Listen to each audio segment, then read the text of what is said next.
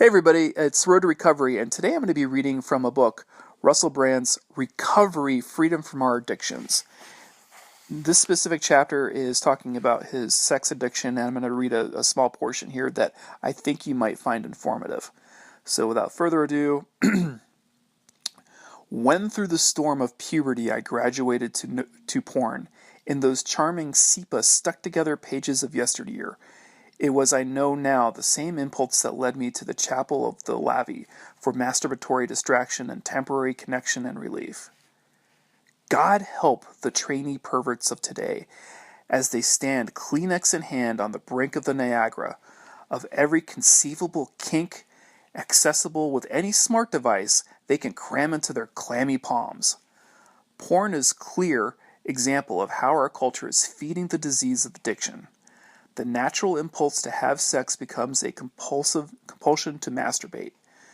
The attraction to connect is culturally translated by pornography into a numb and lonely staring strum at broken digital ghosts. The most physically creative thing we have, reduced to a dumb shuffle that embarrass a monkey.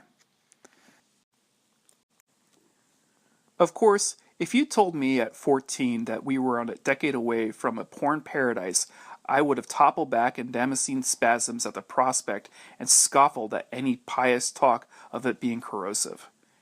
Because I had no code for life, no awareness that what I was doing was problematic. In fact, porn, such as it was then, hedge-snatched, stained and shard rags, was the solution I discovered to the problem of being me. And it's a strong medicine. I'm writing this on a laptop, and I'm 41 years old, and the temptation to look at porn is still there. So how am I, in this moment, the moment with all the enlightened folk agree is the only moment we're actually going to avoid looking at porn? Here's the process. I recognize that I have looked at porn before, and I know what the results were then. It was distracting and numbing, which is good, but it didn't prove any real comfort.